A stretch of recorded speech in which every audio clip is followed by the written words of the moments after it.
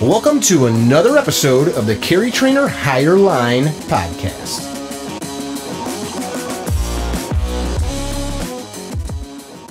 All right, welcome to another episode of the CarryTrainer Higher Line podcast. We've got our friend, sponsor of the S12 event, maker of the gun box. That's not all you guys make, but that's one of the items that you make, right? It is. Bitten? Correct. Yep, that's me. How are you, sir? I am well. Go ahead. I'm liking the full button. Well, I noticed that once we got on here, you decided to copy me and tighten up your upper button there. Well, you know, I mentioned Talon Side did it, so I had to do it. Maybe we can get some more YouTube likes. I feel like I'm choking. I used to be in a suit and tie all the time, and now it's only maybe once a month or something. I don't hate being in a suit, but I do hate this. I got to stop that.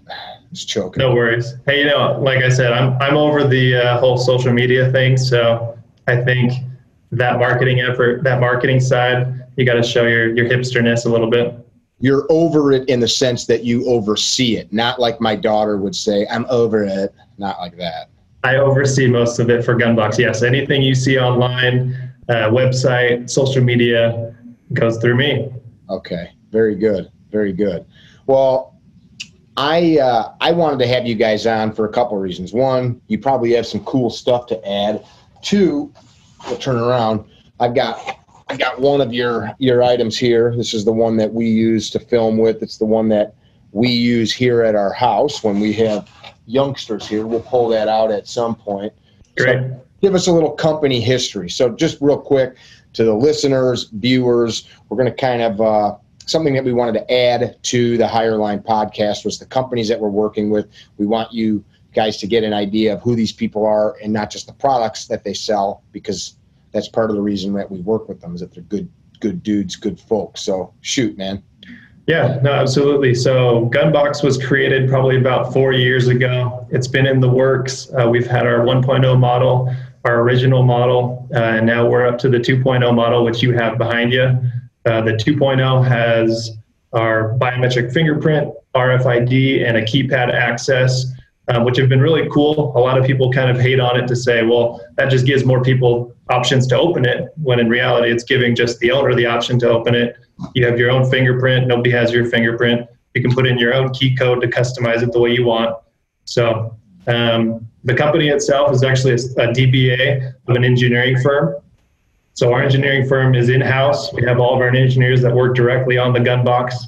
A lot of updates that are put over the air that will be coming here soon, which is actually going to be released for SHOT Show. Thank you for showing it off. There'll be updates to the 2.0? Correct. Yeah, we've got some OTAs that will come to the 2.0. In addition to what we have already, we're going to have an option on your phone to have the Gunbox app and show you if somebody's opening it or someone's tampering with your box. It'll give you a notification, an alert, have you, which is a really cool feature. I think a lot of people obviously are hooked to their phones. So if they have their Gunbox in their house or wherever they have it, somebody tampers it with it or tries to go open it, it'll tell you, hey, somebody's looking at your gun box the wrong way. So there's like an accelerometer or something in there that's feeling movement and... Correct. Yep, exactly. So right now we actually have a tamper alarm that's already on there. A lot of people don't use it, but in the case you wanted to use it, the 2.0 model has a tamper-proof alarm that will sound if somebody's bumping or moving the gun box when you have it set in a certain spot. Okay. Well, since we're actually on that, I guess I might as well pop it out. So this one is my fingerprint. So you got fingerprint. See how good of a salesman I am. Numeric, alphanumeric, no, just numeric keypad. Then you've got two of these, two key cards that come with it, and two, would you call these an RFID tag? Yep, RFID tags or fobs. So fobs, like you could have that on a necklace, a bracelet, a keychain, whatever. And inside of this would be your weapon. So you, Oh, I haven't had this plugged in a minute. I think it might be dead. I might have to pull the power out. Hey, no worries. I got one right here. And actually, this is one of our newer ones. It's a black flag, kind of a cool design. We've got a couple of those designs on the way as well, just to kind of show at both SHOT as well as a couple of other events that we have locally. You guys painting those in-house? No, we have a local Cerakoter. He is here in Utah that's been doing them. So really That's cool. We recently did we were a sponsor of Let's 2018 for Action Target. And so Gunbox provided some thin blue line gun boxes for some of the officers. It was really fun, good event. There you go. But just like Mickey was going to show you, we've got here the Gunbox 2.0. Anytime it's sitting there, basically, this is the way that it stays charged. Mickey probably hasn't charged it for a while, but this is the way that it stays charged. It's in sleep mode. So now that it's sleeping, anytime you want to activate it, you just hit this shield button and it activates it. You wave that RFID card over it, and just like that, it'll pop open on its own. I think that automatic open has been really the cool part, the wow factor that people like. And just like you saw, pretty easy, and it'll get to your firearm in a couple of seconds. So a lot of people kind of hate on it, saying, why do you have a firearm and a gun in a box in your house? Why don't you just have it on your hip all the time? Which we get. Maybe like every product, the gun box isn't for some people. But kind of like you mentioned, if you guys pull it out when you have kids over, neighbors over, people that maybe aren't used to firearms in the house, whatever it may be, you can have the gun box in whatever room, a nightstand, a coffee table, a kitchen, a home office, so that you can have your firearm secured. And if you needed it in seconds, you can open it up just like that. I think that this is something I can speak about, and I feel confident in what I'm about to say. So real quick, just so the viewers get it, you used the fob. I did. Guys, there's literally 4 different ways you can open this, 5 if you use a hammer. That was a joke. Which is not true. It was a joke. Well, I mean, anything can be broken into. A vault at a bank can be defeated. And this point to this thing, and I do want to make sure we talk about this for a minute. This is not to replace a home storage gun safe. This is a rapid access safe for your pistol. You guys do make a long gun version, right? We do. This is meant to keep hands off of the gun that shouldn't be on there. It's not meant to, which can be used, like you could strap this inside your vehicle or screw it to a wall. It's not meant to deter an adult home invader that's got time and resources to defeat it, correct? That is correct. And it is well built. It's very well built. It's not flimsy metal. What's this thing weigh? Maybe 7.5 pounds. I was going to say 7, dude. Dang it. You should have let me spit it out, and then I would have started super smart. But here was the point I wanted to make to your comment that people poo-poo it, like why have it? Why have a gun? That not everybody gets to walk around with a gun on their hip. If they do, good on you. I always have a gun within reach when I'm at home. Usually I have one on, but we have parties, guests, whatever. People have little children. My kids are teenagers going on full-blown adults. Totally different. If you've got 2-year-olds, 4-year-olds, there are thousands of people shot every year around the world because a child picked up mom's gun off the counter, dad's gun off the counter, or mom's gun out of her purse, and little kids do this, and people get shot. It's so stupid. It is so completely stupid for that to happen. And so we can't, just like when we're training with weights or anything else, I like to make this point to people, we're training with weights or exercising to get stronger and healthier. If we hurt ourselves because we don't know what we're doing or we're doing something incorrectly, we've done something counterintuitive to the mission of getting healthier. So if we have a gun to protect our life and family, and that gun's used to, I'm not preaching to you, I'm talking to the listeners, and we have that gun turned negligently, because that's what it is when you let a child pick a gun up onto a loved one, you've totally defeated the whole point of having a gun. And then worse yet, I was at my dentist's a couple weeks ago. Dentist is a Navy veteran. They know what I do for a living. I think I had a CarryTrainer shirt on. My mouth's all jacked up, so I can't comment as him and the nurse or dental hygienist assistant, whatever, was working with him. And they're talking back and forth about guns. Well, I would never have a gun in the house. Well, I have a gun in the house, but what me and my wife do, because we're scared, and they're like in their 60s, there's no little kids. He's got the ammunition on his side of the bed. She's got the gun on her side of the bed, or vice versa. Like, that just kind of defeats the point of the gun. So if you're going to have it for protection, you got to be able to get to it. You guys came up with, besides, until like telepathy comes into being and we can like stare at the safe and make it open, I think that's probably about as good as it's going to get. I'm sure you guys will improve upon it, but I like to joke, like, if I can make a safe open with my brain, I can probably like stop bad guys from getting in my house with my mind as well. I digress. No, absolutely. To that same point, I think I mentioned we were just in the Let's See 2018 with Action Target. Mm-hmm. I'm not going to name what department it was, but there were a couple of officers that came up to our booth, loved the product, thought of their own situation, whether they have had young children or family in the home. And one of the officers said, "Hey, man," because he was talking to his buddy, he said, "Hey, man, I no longer have to put my firearm on top of my fridge." And the guy looked at him like, "Dude, really? You put your firearm on your fridge?"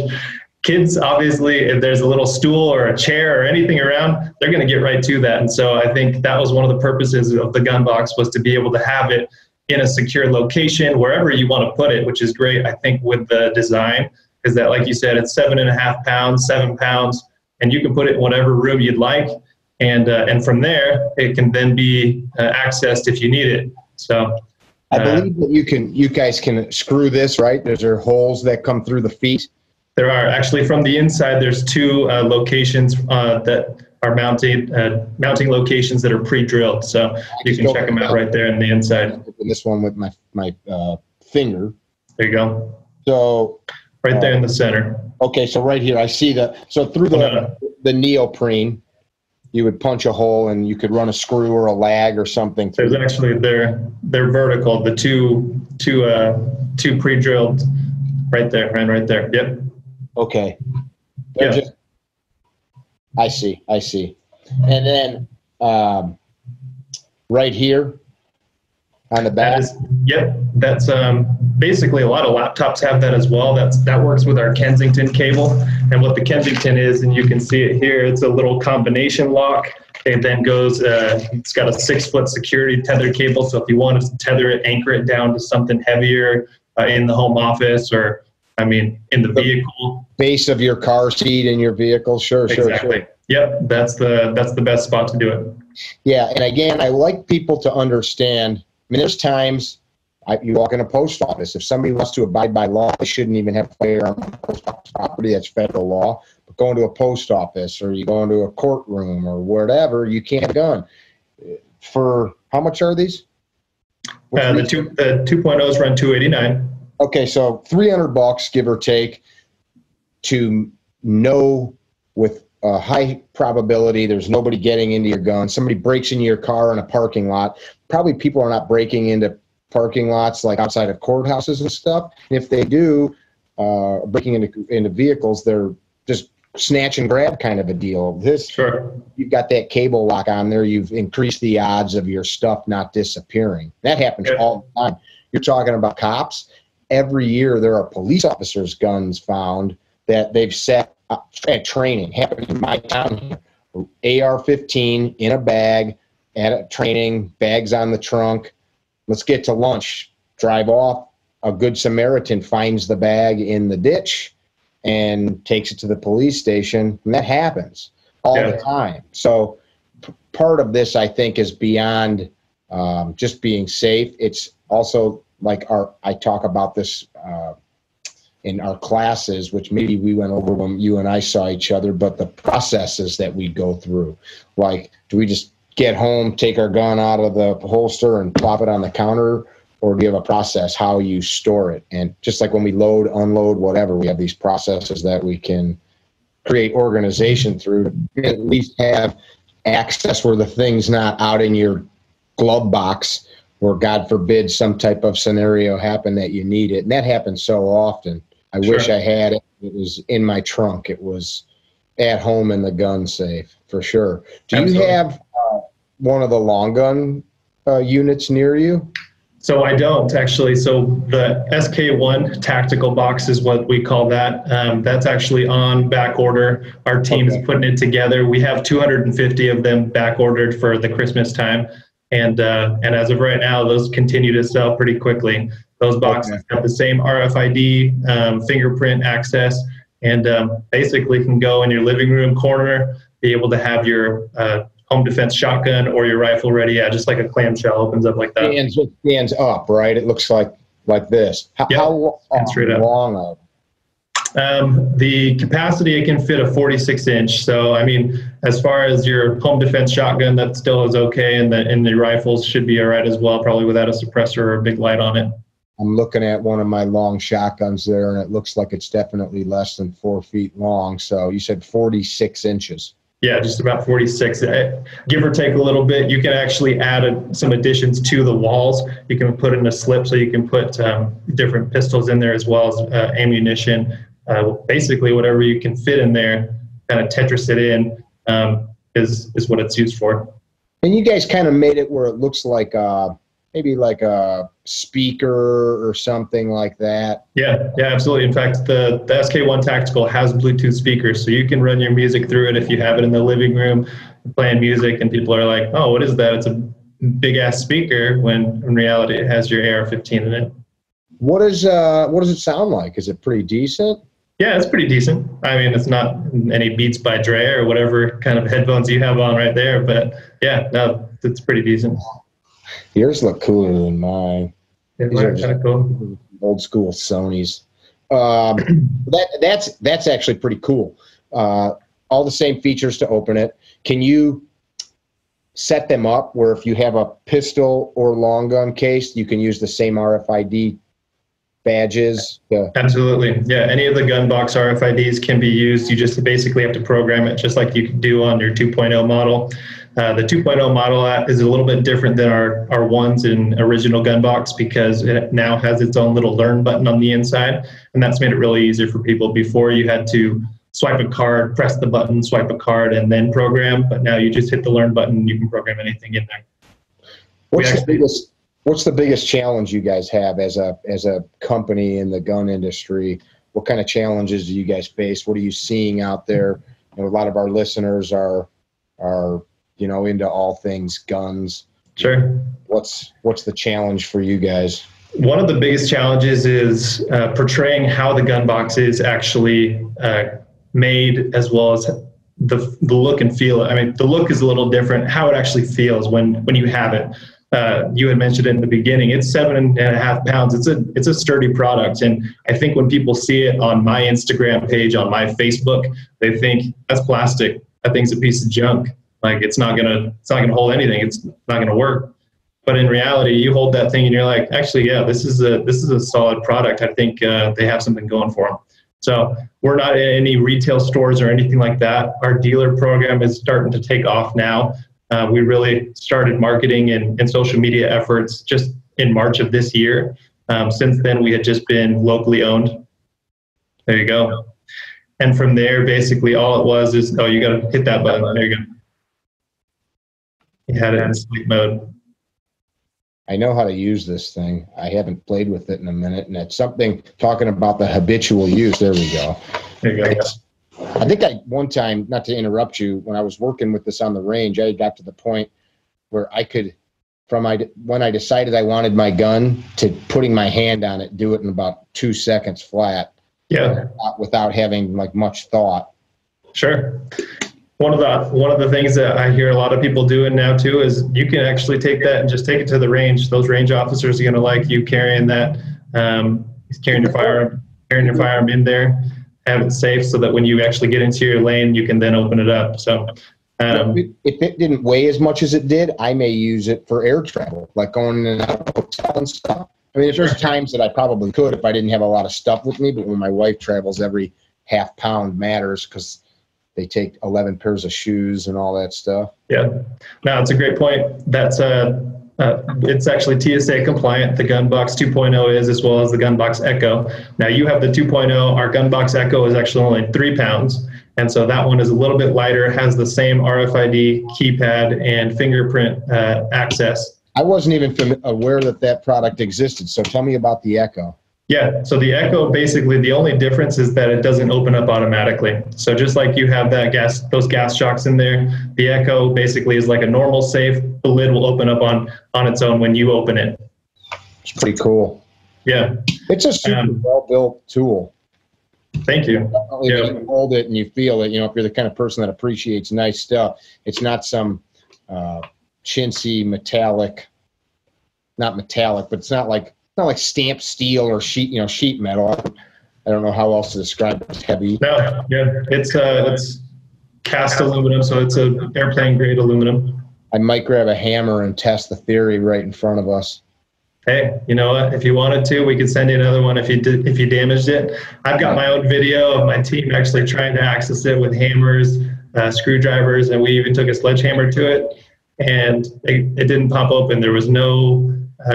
There were dings in the actual material. Sure. And then at the end, they basically destroyed all those buttons and the activate button on the inside. And that'd be the worst way. If a robber tried to come in and destroy those first, that'd be the worst way to go, because that just eliminated the 3 ways of getting in. So. Well, like we said, it's not. While it does have an anti-theft purpose, that's really not. Somebody's trying to lock something up to stop a criminal. This is not a Fort Knox. That's not what it's designed for either. Absolutely. Yeah. I interrupted you. You're talking about challenges in the industry. This seems like in this market sector, I remember 5 or 10 years ago when my kids were still little, this was something that I would have loved to have, because the only thing that was out there was stuff with keys, or the ones that you see for years with keypads and stuff. Sure. There's a bunch of companies that have made them, and some of them were halfway decent, but they weren't as slick and reliable. Yeah, I agree.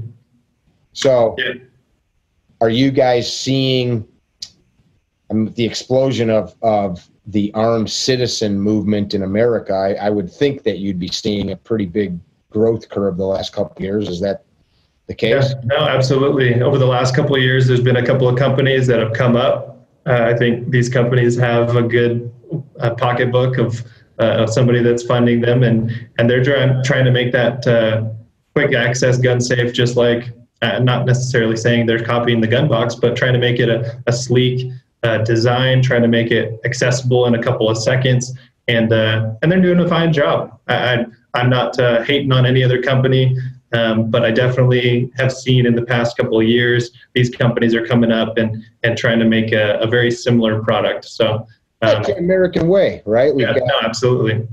Bunches. Not everybody drives a Ford because they're stupid, but I drive a Ford pickup. It was a joke. But yeah, that's kind of the way things are supposed to be. We don't all shoot Glocks because they're stupid.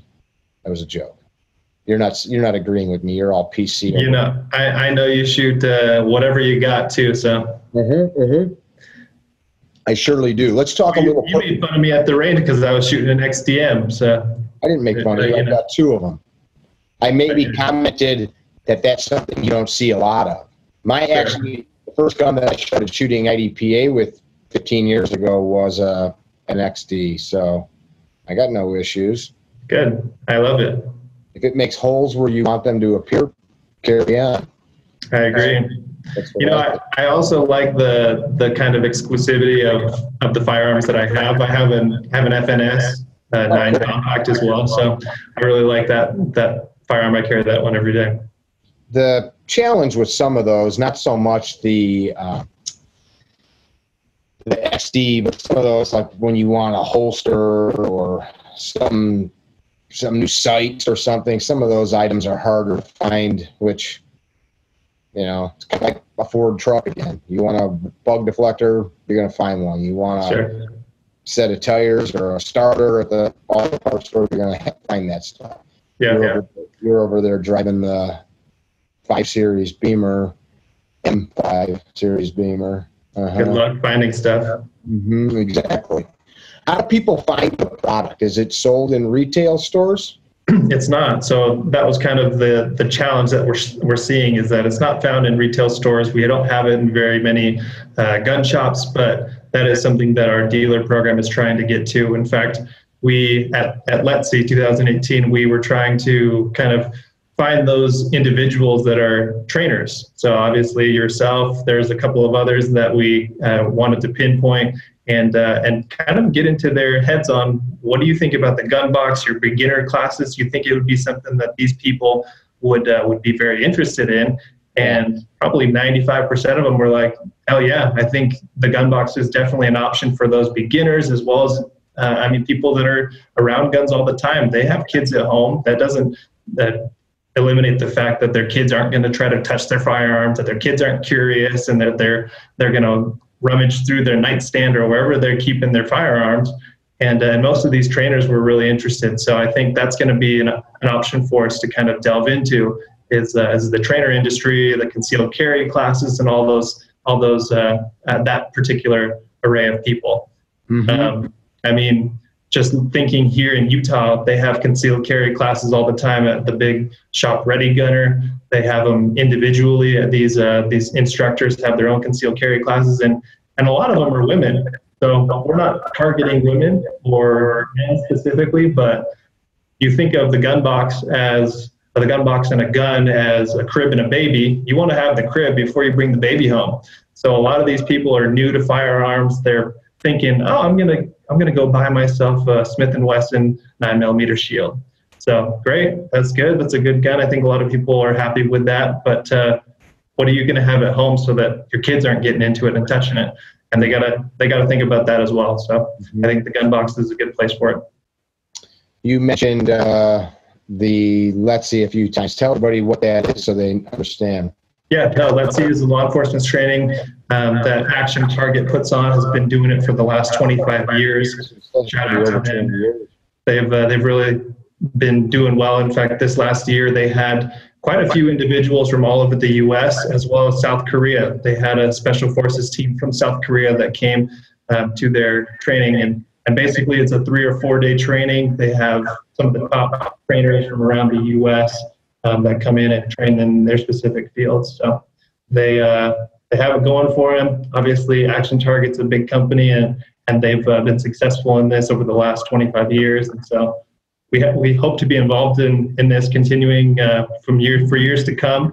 We're local to them as well. So I think Utah is a good place for a lot of these Second Amendment supporting community companies, and we're in a good spot.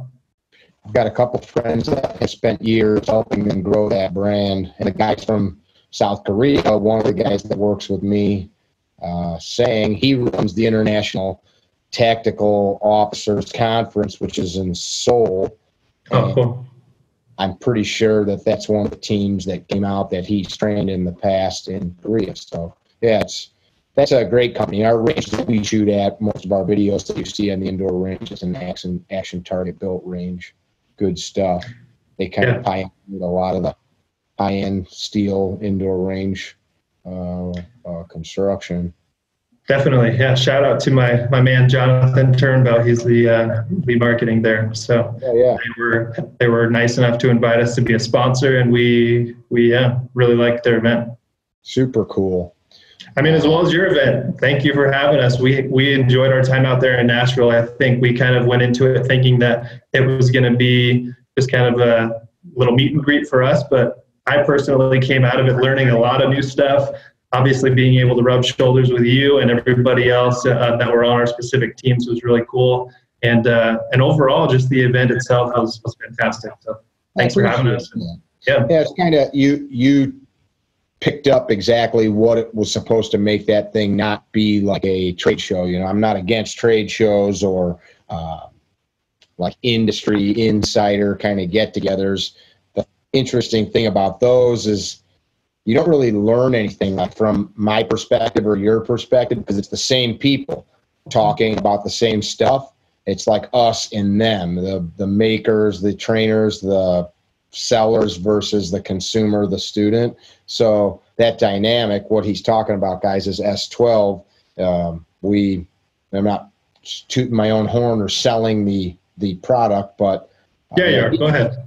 Somebody like Chase would come out with their product, be able to show it to the attendees who are clearly, from a sales standpoint, they're clearly his market demographic, meaning that's the person that would buy his product. They have a job, they have a good income stream because they can afford to attend an event. They are studious and thoughtful with how they spend their money. They're not just out blowing it. And then they get access to those people where you can talk, ask questions, share ideas. Maybe it's like great market research because you're hearing on the spot from people. Like when you're at a trade show like SHOT or something like that, well, not SHOT, like NRA, where you have average people, or the great outdoor shows, people are there to see stuff. But when you're like, hey, come here, check this out, like, damn it, I was going to get a pop, or I was trying to get to the bathroom, or I was waiting to get to lunch, or I really don't give a crap about your product, and you don't get true feedback. Would you agree? No, absolutely. And we were able, one of those nights, we were able to do that home invasion simulation, which you saw. And that was that little kind of, I mean, it was an hour and a half or so. Brainchild. What do you mean? What's that? I said it was my brainchild. Yeah, no, exactly. That was a lot of fun. Obviously, all the guys there were able to test out not only the gun box, but the laser ammo as well. And I think a lot of people liked it. Basically, so I can explain it, the home invasion simulation challenge was they're laying in a rest state. That beeper sounds in which it might be a threat situation. They get to their gun box, enter their code, and open up the gun box, access their firearm, and get on target. So I think shout out to Donovan at Point One Tactics. He won it. And I think he made 8 seconds hitting 5 targets after accessing from the gun box. So.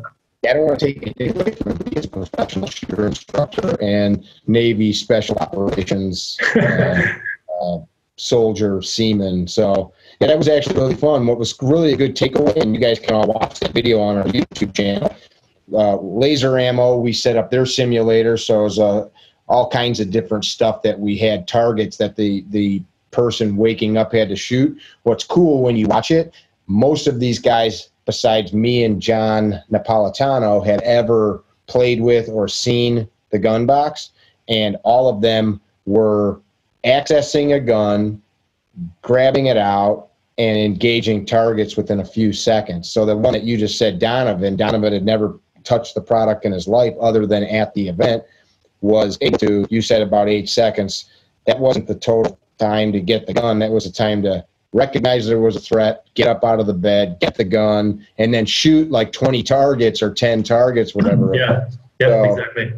Yeah, it's very intuitive. So yeah, that event was cool, man. We're already getting ready for the one in April again. Same place, same station, so to speak. That place worked out. We're going to add night shooting, which I'm hoping you guys are going to attend, because I want 8 of these or 10 of these on the line, and we're going to do night shooting and drag like bedrolls out onto the range at we'll wait till 10 o'clock at night and do something like that, where it's not just a challenge per se, but we're actually I'd like to get data from people that are decent shooters. Sure. And see how that plays out, like how that works. Have half the line engage from a table. Z and I have been talking about it. We bring a couple bedside tables out there on the range, some simple little desks with a drawer. Think about it, to fumble around in a drawer. And a couple of my friends keep their chamber empty at the bedside in case a kid picks it up. Sure. So to pick it up, cycle a slide, and do whatever you have to do versus, it'll be fun. No, that sounds like a good time. What, you said April? April 19. It's the week before NRA. NRA, yeah. Cool. NRA show, which they picked their dates after us. They didn't get my memo. Actually, we changed. They were working after you. Yeah. They picked theirs, their dates. Initially was the date that we picked it, that we already had it on the calendar, and we had to jostle it. I'll send you an email on it, but we just started putting it together. So we're going to do a night shoot probably day one and kind of get people attuned to that. What I really want to do, one of my main thoughts on that, is that a lot of times, especially from the context of average average citizens, we think about shooting at night, and we always have this perception that we're in some dark parking lot, and we all happen to have a 2,000 lumen light, and we all have a loaded gun with 21 round magazines, when in reality it might be your Smith & Wesson Shield or your Glock 43 at the bedside, and that's all you got, and the door bursts open to the house. You know? I want to get real data on that and see how it works. No, absolutely. I think just before the event, you had posted a video of yourself, and you mentioned that it wasn't a real simulation as far as you weren't in your own bedroom. You were on the range, on a gurney, basically, with a little paper sheet, and basically simulated the, hey, I'm in bed, but hear a thump in the night, and want to be able to access my firearm as fast as I can. Put a couple shots down range, and that was very cool. Yeah, that was, some people were like, is that your bed? Like, no, that's not my bed. You know, you'll always get those trolls, especially, I mean, in our industry, you see them all the time. We see them all the time. I got to go in and weed out all of these 20 comments a day on our Facebook and Instagram. So it's interesting. The stuff I posted, even that video that you're talking about, got quite a few views, and people, that's dumb, dude. Just keep your gun next to you. I know that if you're saying that, you're either dumb, and I'm not being rude, or you don't have children. So like, if you don't, if it doesn't fit for you, it's cool, man. Like, I don't wear a dress, thus I don't need to shave my legs. Like, if you don't need the thing, then don't need the thing. Don't need it. Yeah, exactly. Not a big deal. But yeah, guys like to harp on the tactical. I mean, our house, we've got a pretty significant alarm system. Just had an issue lately where the alarm went off a couple times in the middle of the night for, it appeared to be no reason, but there was a fault in the wiring. Sound asleep, whoa, whoa, whoa, huge, like, million decibel alarm. It wakes you up, and you don't know. Did somebody just break the basement door open? Is it the kids going to the garage for beverages out of the garage fridge? So I keep a 12-gauge shotgun with a Surefire light on it, a fiber optic sight, and I think it's got about 16 or 18 rounds of buckshot on board. It sits. I keep the chamber empty, so all I got to do is cycle the bolt close, and it's good to go. But I roll out of bed and I grab that, and I think to myself, like, if I had a child, this just happened 2 nights ago, and after the fact, wide awake. Now I can't go back to bed, and I take the shotgun, I put it back in its condition that I stored it in, and I set it back where it goes. But you'd be a lunatic to leave a gun like that laying around with children. A lunatic. Children, you at top of the refrigerator. What child, 8, 9, 10, 12 years old, has not torn through their parents' everything? Drawers, closets. I mean, that's what you do. Where's Christmas presents? Where's change? Whatever. The only thing for the top of the refrigerator is that fly swatter. What is it? That should be it. What was up there? I didn't hear you. I said the only thing on top of the fridge should be that fly swatter. That should be it. Right on, right on. I remember as a child, a friend of mine, he had 2 brothers that were reserve deputies in our county, and his brothers had since moved out of the parents' house. My friend was the baby of the family, so we're probably like 14. His brother's bedroom, they were in their 20s. They're moved out, but he still had like video games and comic books and stuff in there. So we're tearing through his closet, and out falls a beautiful 357 stainless Smith & Wesson revolver, just like the one right behind me there. And it was a wood handle, beautiful, like vintage 1980 highway patrolman revolver. Just follow off a stack of magazines. No ammo in it, but there was a box of ammo next to it. So, we knew not to do anything unsafe with it. We were both, raised around guns. But I remember we called his brother and asked him if we could shoot it. And we did go shoot it. We lived in the country. But that crap happens so much. Way too often. I have a beautiful, it's in the gun safe, in the box. I'm going to show it to you just because it's cool. I'll be right back. Hey, everybody. Just while he's gone, I wanted to mention that if you listen closely, you will hear that Mickey says gun backs as in G-U-N-B-A-X. Just so you know. Dude, I was just in North Carolina, and I love this family where we train them. The father's retired, and King of the Hill, you ever see that cartoon? I'm not a big TV watcher, but now I know that's supposed to be Texas, but these two men, they just sit in the shade and drink beer while we train. Sure. They're not shooting. They're just the property owners. And the one guy sounds just like the dude from King of the Hill, where all you hear is like, and I walk up to talk to them and just say thank you and say goodbye as we were leaving. And one of the dude looks at me and goes, "The Bears." And so like I'm making fun of him and he's making fun of me. I'm like, I talk normal. So what do I say? You say gun backs, as in G-U-N-B-A-X. It's hilarious. I love it. G-U-M? G-U-N-B-A-X, like gun backs. Gun backs. I don't think that's how I say it. It doesn't sound as much as the backs, but you know, it's close. Sounds kind of like East Coast. Gun box. Gun box. Gun box. Is that it? See, now you're thinking about it. Now you're saying it right, but box. There you go, gun box. I can say it like I'm from the Rocky Mountains. Gun box.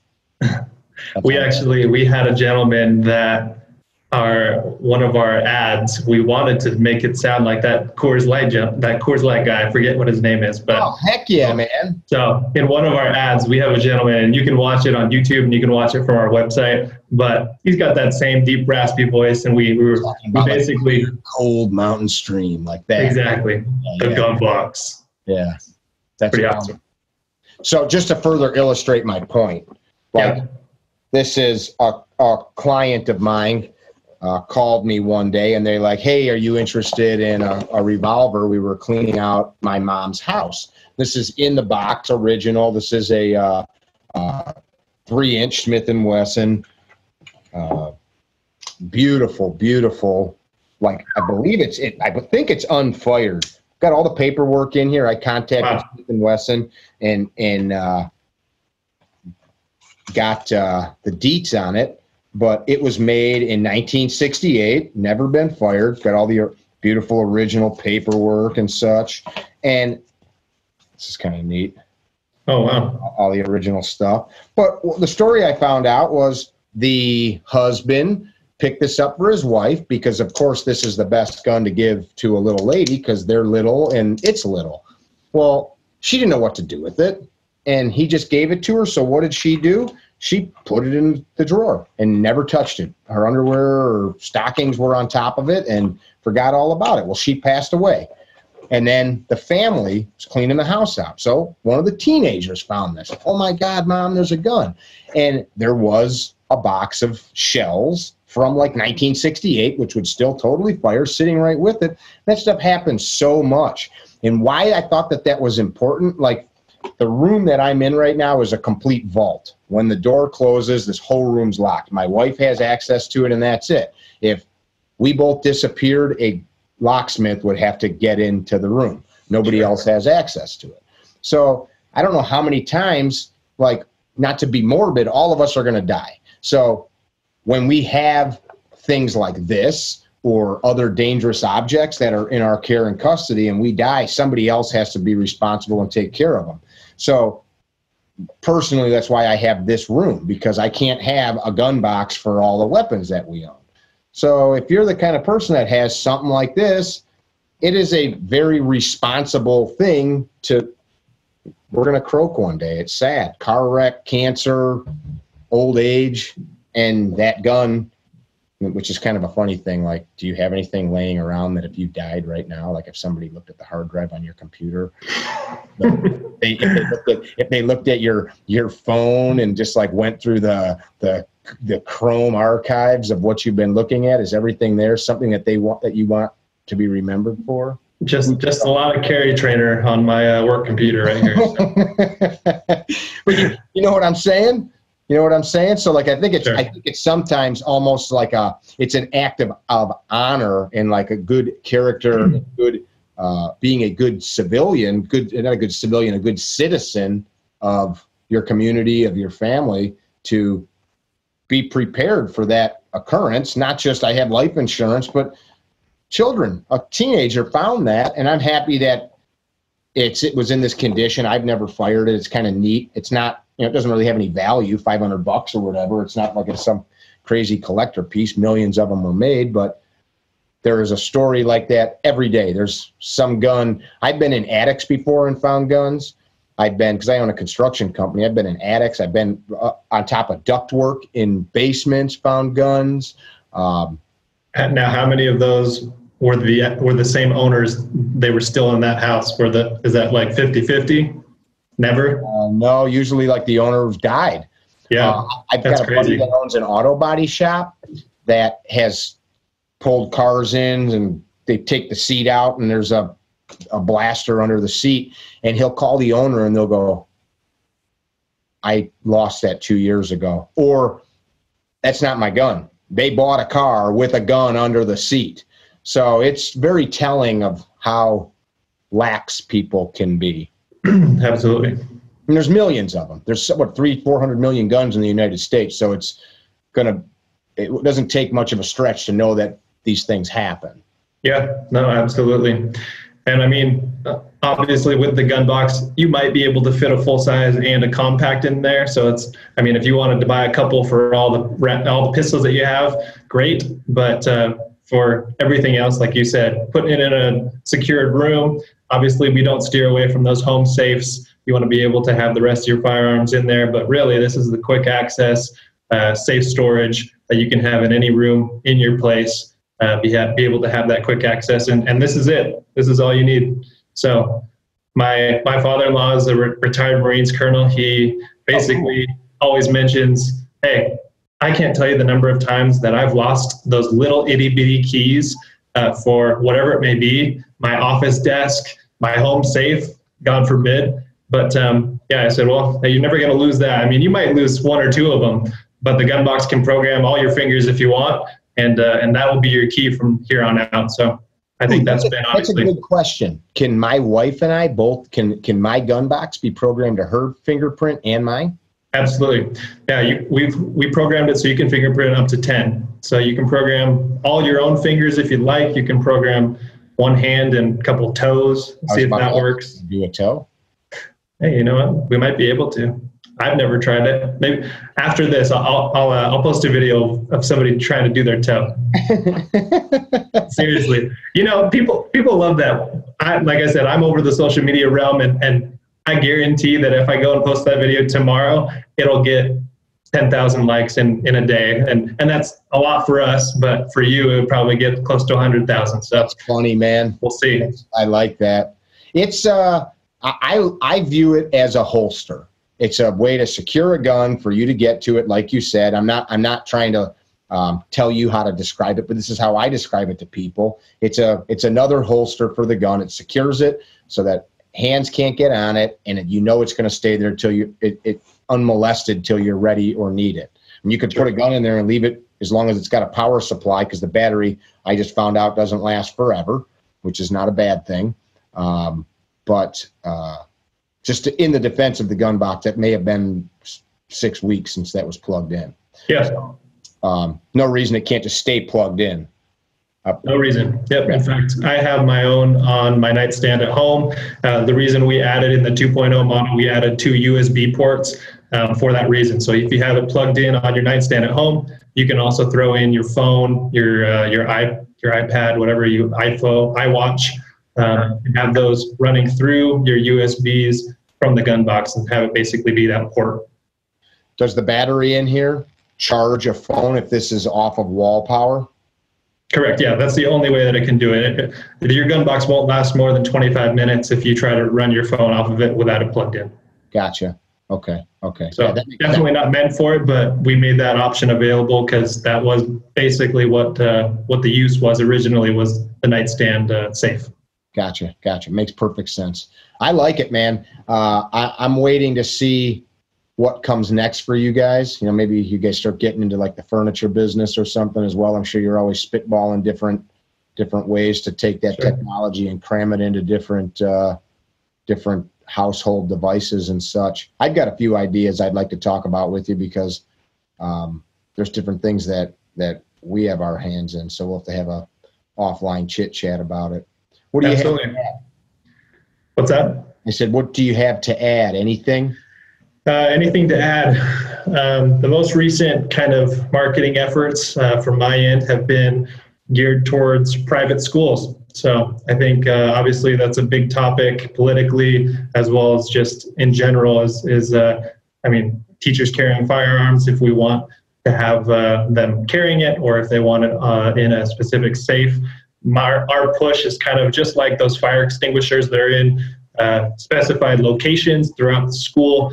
And obviously with the fingerprint, every month, the Teachers Association has their meetings. They can go through and make sure that those teachers that are assigned, or the teachers that volunteer to actually have access to the firearm, then have that capability of accessing their firearm or the school firearm from that gun box. So I think that's been an effort recently. And if there's anyone out there that has any suggestions for us as far as that's concerned, or any listeners, feel free to shoot me an email, chase.b@thegunbox.com. I'd be happy to answer you. I'm pretty quick to it. So anytime let's do that email again, Chase, CHASE dot B as in boy at thegunbox.com. The Gun Box, TheGunBax.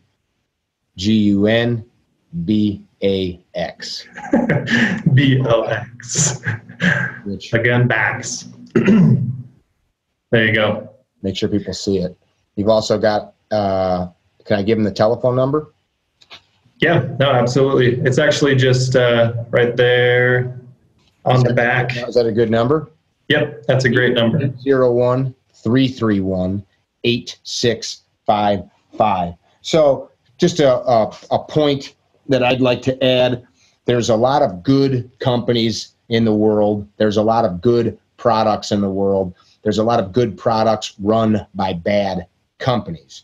And you guys are good dudes. So part of what I strive to do when we pass on, all this stuff that surrounds these walls in here are people that is made by or sold by people that I would call personal friends, that I would steer my family to, my loved ones, my students.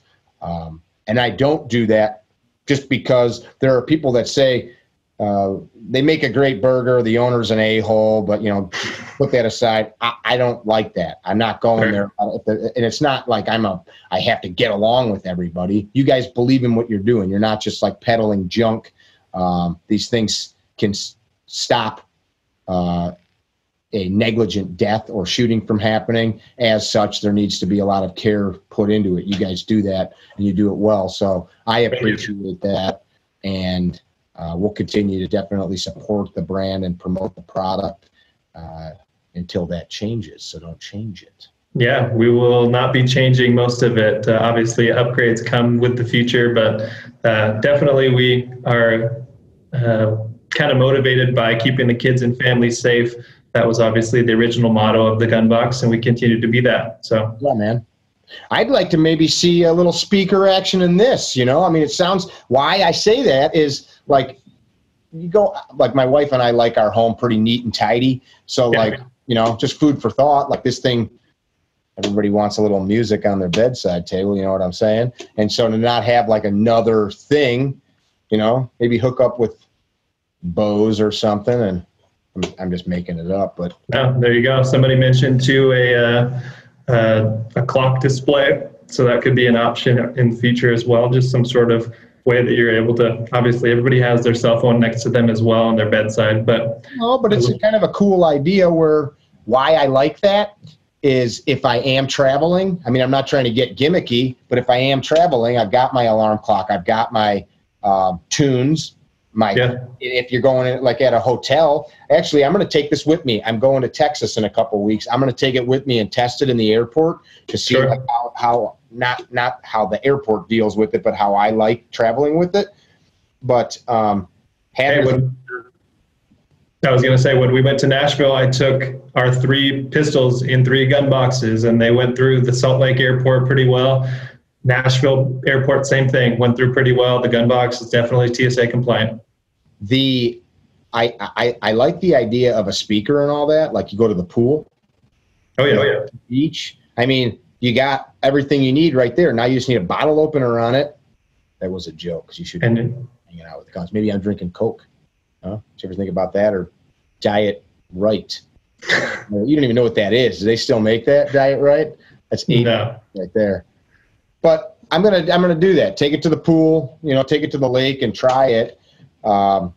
It's unassuming. Somebody could, if you had some speakers on it, though. My thought was, and I'm not trying to turn this into a product research and development session. If you're at the pool or something, people are just going to think, oh, it's just some speakers. Yeah. That is jams at the beach. Sure. I like it. Yeah. So we need to upgrade the battery to be able to power my speakers and charge my phone at the beach. 8-hour runtime. Okay. Noted. I have it here. Bam. You didn't write anything down. I saw 0 writing. I was actually just checking my my notifications that I receive on social media. So. And you just got a bunch of people flooding in that are not even actually watching this right now because it hasn't been published yet, but they're thinking that was a damn fine idea. I agree. No, yeah, so this is just from my point of view. Before the Gun Box started on social media, this year in March, we had all of 531 followers. And obviously, social media is its own thing. Sure, our CEO doesn't see it as a big deal, but he hired me just for fun. And since then, we've gone over 10,000 and really improved as far as social media goes. And obviously, that's its own marketplace. And firsthand as well that, those shirts and sweatshirts behind you probably have been selling great because you wear them on your page. Your guys wear them all the time. And social media has become its own little marketplace. So definitely the Gun Box is going to be a huge marketplace. Huge marketplace. Yeah. So definitely the Gun Box is going to be on social media from here on out. Personally, I don't, let's talk a little marketing. You're a marketing guy. I've been in business almost 20 years now. I don't advertise in the newspapers anymore, but I used to. I don't advertise in any print media. I used to do magazines, all kinds of stuff. I used to do radio. I've done television. I've done billboards. I've done any type of marketing media that you could think of. And I've tried the things in shopping carts, the little deal in the shopping cart. I've tried menus at diners. There's all these different things. The local high school teams got our thing up. All of that stuff we've done, all good stuff, but the nature of how we communicate has completely changed. And I talk about this with folks. How old are you, by the way? How old do I look, Nick? 29. Oh, very close. I'm actually 32, and I think it's the whole Filipino side of my mom's side that kind of keeps me looking young. So I'll go with that. 29, 32, same thing. Age. That age right there. I've got a brother that's your age. When you're talking about your CEO having a lot of kids, my parents had 11, so there's a lot that I can relate to there. But being 32, you've been around long enough that you remember before all this stuff existed.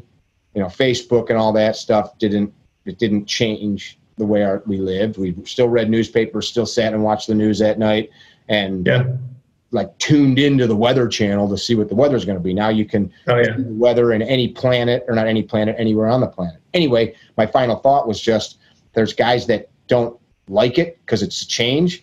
Well, it doesn't matter if you don't like it. It is. This is what is. So and it's not me saying take it or leave it. It's too bad, but that's just how we communicate. My daughter and I just did a weekend road trip. We didn't watch TV anywhere we went because if we had downtime to kill, what do people do now? They play on their phone, fiddle around social media, whatever. So, yeah, it's crazy. And to think that, where are you at right now? You're in... How do you think I am? No, not how old. I said, where are you? Where are you at? I'm in Chicago, Illinois. Yeah, that's right. In Illinois. To think that when I mentioned, hey, the Gun Box is a sponsor of CarryTrainer, and we're going out to Nashville in August, to my brother-in-law who lives in San Diego, he said, wow, that's hilarious because I follow CarryTrainer, and he's not a gun guy. He on Instagram and on Facebook. So cool. It's crazy to think that from where we are, how knit we all are. What we're doing right now, when we were children, when I was a child, you know, 80s, late 80s. The town I live in, which is, I shouldn't tell people this because they can look this up and they'll know exactly where I live. But the town I live in, a comic book icon was created in the town I live in. And that comic book icon had a watch that was a communication device that he could talk like a telephone. And that, like in the 40s, 50s, when that was a big deal, that was like, you know, unheard of. Then we all had cell phones. Now, you and I are doing this, which is kind of arcane for like video chats now, to actually have to sit at a computer, but because we're recording it.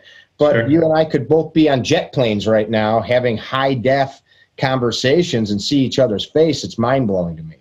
Yeah. It is. It's pretty crazy. So obviously with the gun box, we're trying to keep up with not as much of the techie side, but you can definitely see the tech that's in the gun box, and our engineering team has done a pretty good job. So yeah, kudos to them. Yeah, for sure. Sleek, sexy, simple. I think we're at like a golden age of, back in the day, if you wanted to be successful, like selling your rolling pin or whatever, you had to have the wherewithal to either have a traveling salesman go knock on doors to sell it, or get stores to put it on their shelves, or put it in magazines and newspapers.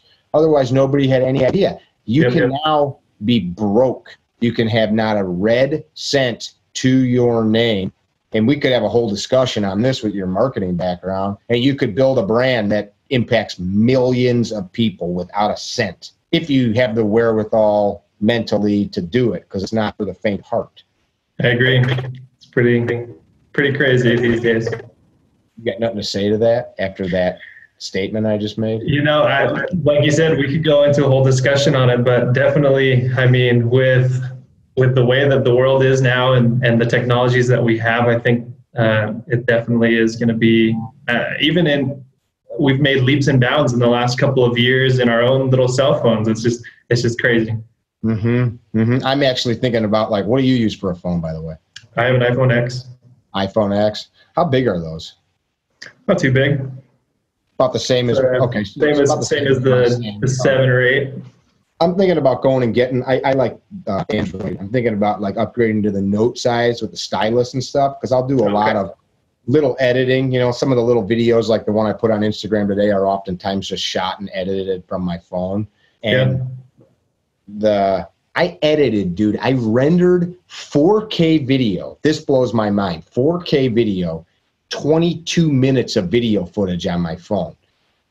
That's great. 5 years ago, you would have needed a computer that was like, you know, 2 huge towers and all kinds of crazy editing software to make it happen. Now, it took a long time. I had to literally put my phone on top of the floor register so the air conditioning could keep it cold as it was processing. Oh, wow. That's funny. Like 7 hours to render that to where it was something I could upload to YouTube. But the fact that the phone can handle that kind of horsepower, has that kind of horsepower, is absurd. Yeah, it's crazy. Yeah, the iPhone 10 or the iPhone X has 256 gigs. So capacity, it's crazy. So now it just comes down to still have to have it, like a lot of the things you see or around people that don't get it. Oh man, you got a social media following. It's just like all these people see your stuff, they just buy it. You still have to have a good product. You still have to have a good message. They still have to see it dozens of times. They still has to get put in front of the right people. So all the dynamics to connect with a client are still there, rather. Yeah, absolutely. I think one of the best ways that the Gunbox was able to grow was initially reaching out to those influencers. Yourself, John Knapp, I think, was a real good one. From the beginning, you guys were believers in the product. Obviously, we don't want to send our gun box, which we take pride in, to somebody that's not going to use it, or someone that's going to just kind of maybe use it for a photo or two and then basically never use it again. Yeah. We wanted to actually get it to influencers, people that would be definitely in whatever event that they were going to, bringing the gun box, showing it off. And I think that was a good key part of what our efforts were marketing-wise. And it's been successful. I think a lot of people have seen the gun box in your hands, in John Knapp's hands, and a couple of other influential people on our social media. and kind of trusted that, hey, this guy knows what he's talking about. He knows his stuff, and he's using the gun box. So maybe I'm going to give a try to it myself. John's got a little guy, so I know he appreciates it. Have you gotten one? Do you know who the Gap Man is? Carlos? Yeah, I do know Carlos, and Charissa, I believe, is going to be baby here coming soon. So yeah, they're friends of ours. Maybe we should get one to them. Yeah, that would be very cool.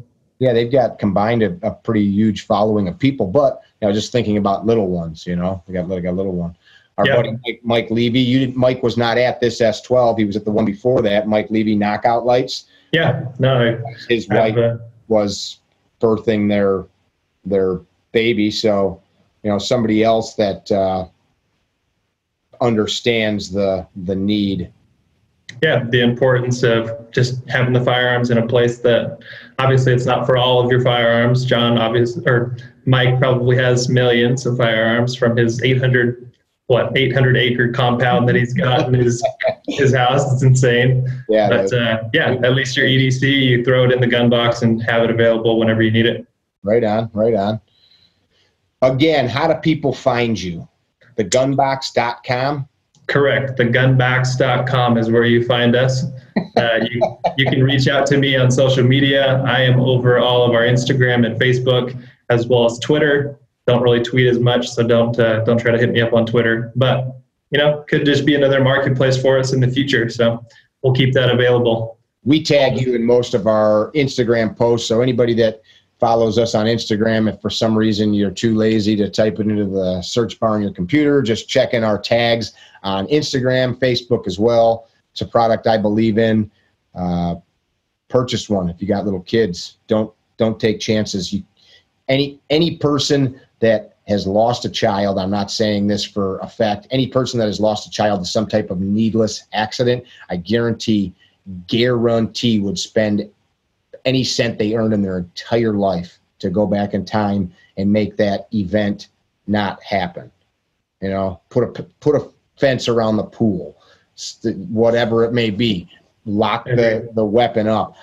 It makes me get angry from our efforts in a Second Amendment community. I run a non-for-profit that educates people on the Second Amendment, on the right to carry. It's called the Right to Carry Association. And it makes me angry when there's states that mandate that people lock their guns up. You know this. There are states that it is a law that when your gun is not at the range or in transit, it has to be in a safe. I don't like that. I don't want the government to tell me what to do. The sad fact is the reason the government, which is us, I'm not preaching to you, I'm talking to the listeners. Yep. The reason that happens is because people can't self-regulate. Some dumbass, pardon my French, left the gun in a bedside table, left it in a purse, and those people learn their lesson when their kid shot somebody or shot themselves. They learned their lesson. But because of that, now a state or a city passes an ordinance or a law that says you all, who you may be safe or may be conscientious, you have to do it because this idiot couldn't self-regulate. And I say those things harshly and with emotion because it's true. I mean, you wouldn't hand a little kid a box of matches. You wouldn't hand a little kid a chainsaw or hey kid, here's a drill with a nice sharp bit in it. Go have fun. You wouldn't do that. But for some reason, we get lax. Here's the keys to Dad's Ferrari. You wouldn't do it. Mick, we work directly with USCCA and NSSF and their Project Child Safe. Mm-hmm. Not to hate on any of their efforts and the good things that they do with those little key locks for your firearm, but we compared recently how well those are going to be used, and obviously they give those things for free. So they're giving people those locks for free. You got to throw it in between your slide and you can't have a loaded magazine in there. The gun box, you can. So anytime I compare those, I don't want to hate on the things that they're doing and all the efforts that they have and the good things that they bring about, but the gun box has the capability of having a loaded firearm available to you in a few seconds that you access it with your fingerprint, one of those RFIDs. And And yeah, you can even throw your hipster shirts in there if you want to keep them safe. I feel more like a vato than a hipster. Well, what you're saying there is I agree 100%. It's not the mindset there with those locks is just securing. Has zero to do with rapid access, has zero to do with still being able to defend yourself. And I use them like when I travel certain places because it's just extra assurance, but it's also like makes some airport people feel really safe when they see them jam through the frame. And perfect for them. Causing anxiety to people at the airport. But other than that, if you put your gun in there, I mean, by the time you, like you said, find the key, fumble around, take it out, you're screwed. You're screwed. So I agree. Yeah, one of the main points that you hit on in that video originally was, hey, you know what? If you're trying to access your gun box or your gun while somebody is breaking into your bedroom door, that's when you know you already are in trouble. You want to have, like you said, that big security system at home, the home security, a dog, whatever it may be, to protect your house and from any home invasion or anything like that. So, and then obviously the gun box is going to give you that quick access to your firearm in that case. Yeah, that's like that. Now we're starting to talk about tactics and strategies. Like a good strategy, not to repeat you, but just to drive the point home, is to become alerted to danger so that you're not fumbling in the dark. If it takes you a whole minute to get your gun out because some sensor in your yard went off and let you know that there's somebody in your yard, perfect. Now you got all that time to do it rather than I've got motion sensors, I've got cameras, and I'm not paranoid. I've got motion sensors, cameras, very sophisticated alarm from the sense of there's many ways that it picks up people trying to access the property or the house. A dog, it's not an attack dog, but she barks if somebody comes to the house. So that's all it is giving me more time to react. I would love like 3 Rottweiler / Malinois / Pitbull / Cockapoos in shed then, but my wife won't let me. That's quite the breed. Yeah, that's kind of what I want, man.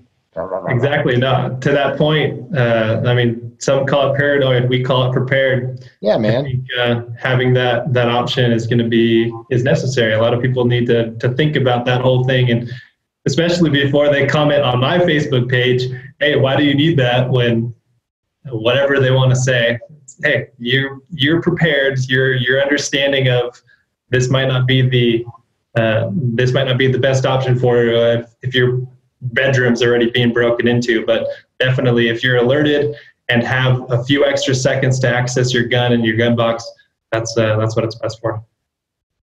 I had a conversation with a friend of mine today. I share my conversations with him often with folks when we do these podcasts because the guy he has a lot of impact on my life. His name's Dave Harrington. He's a Green Beret, very well-known instructor around the globe.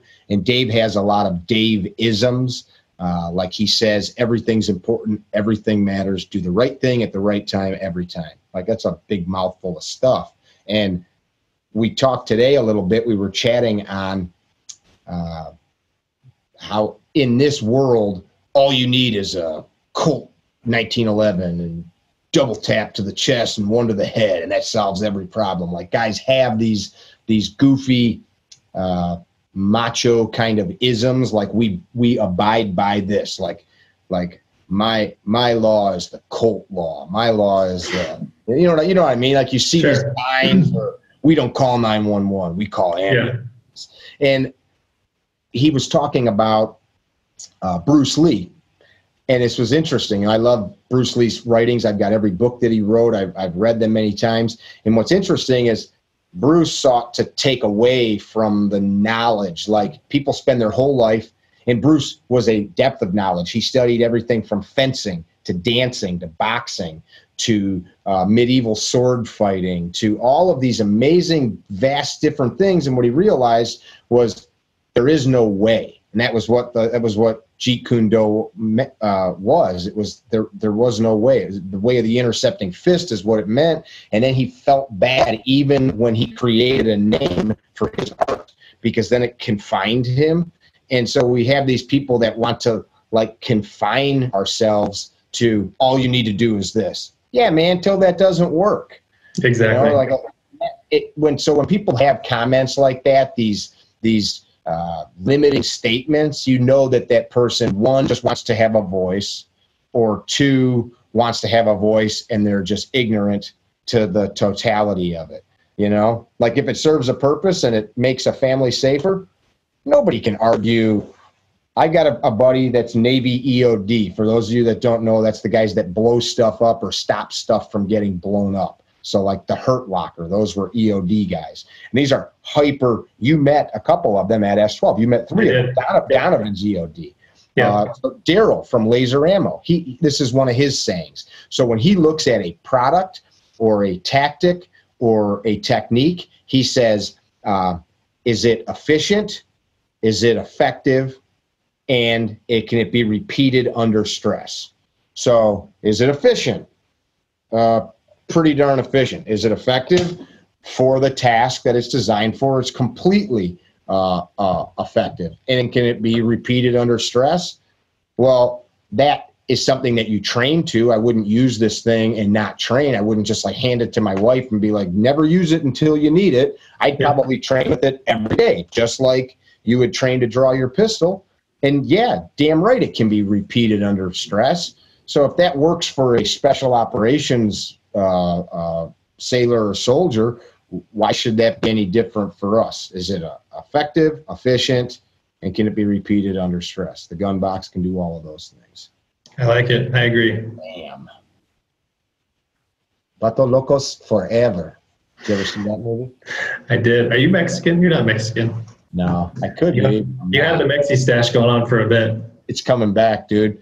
My wife, when I met her, hated facial hair, so I stayed shaved for 15 years. And then I just like, when I got out of politics about a year ago and didn't have to look all clean shorn, I just started letting it grow. And then I shaved into that mustache, and man, it feels right. It does. I mean, I look in the mirror and it's just like, Well, when you turn, it's got the reverse Oreo. It's the white, black, white. So yeah, just get rid of that and stay with the peppered mustache. That'll be good for you. Wait, you don't like the white, black, white? That's funny. So my wife and I had twins 6 months ago, and for this Halloween, they're going to be little stinkers, little skunks. Oh, funny. Yeah. I actually have a friend that has some kind of condition. His head, well, it's not red anymore. When we were kids, his head was red, and he had a gray stripe right down the middle. Oh, wow. He did not like to be called skunk, though. I bet. It was not acceptable. How old are your little ones? 6 months? 6 months, yep. Wow. What's the names? Their names are Hayes and Knox. We went with kind of presidential names. Ah. Yeah. Tell me about Knox. Knox. What would you like to know? I mean, who is he named after? James K. Polk. So it's Knox is his middle name, the president. Okay, I didn't know that. That's why I had to think. So Hayes, Rutherford? That's right, yeah. Okay. So how did you, of all the presidents, pick those two names? They're both totally cool names. Yeah, no, we liked them. I think we wanted to go, my wife was obviously hoping for girls, but it turned out that it was boys. So the girls' names were easy.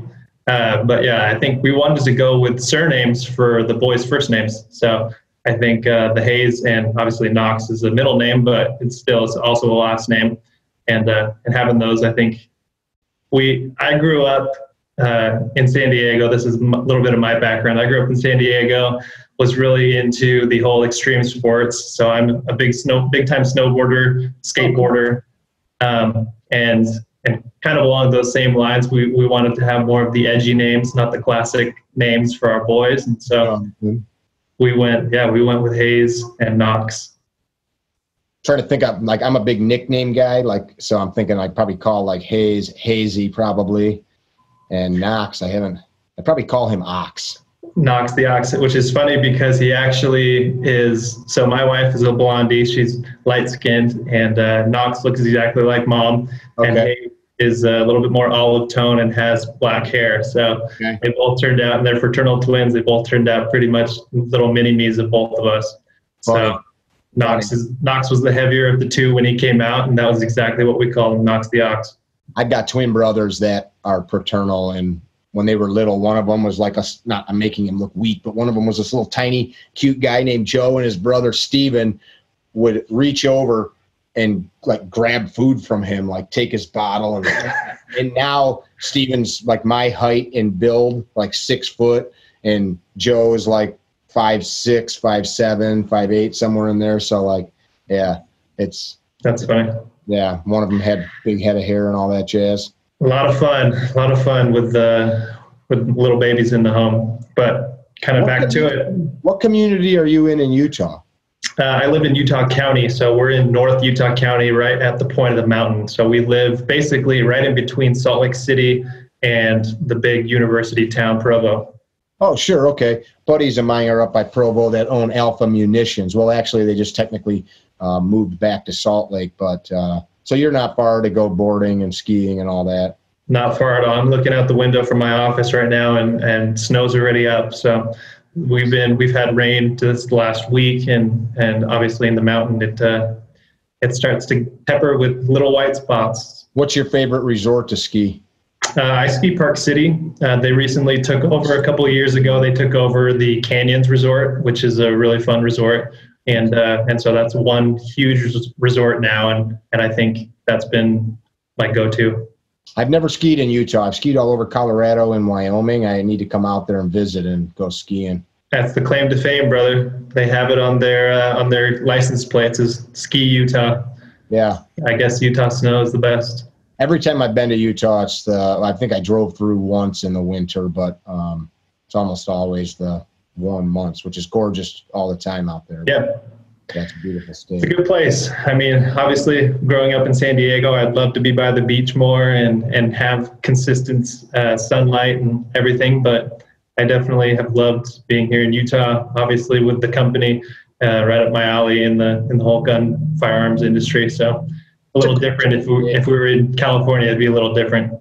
At least you're close to the airport. You know, some parts of Utah, like Nevada, you can be 6-7 hour ride from an airport to go somewhere. Sure.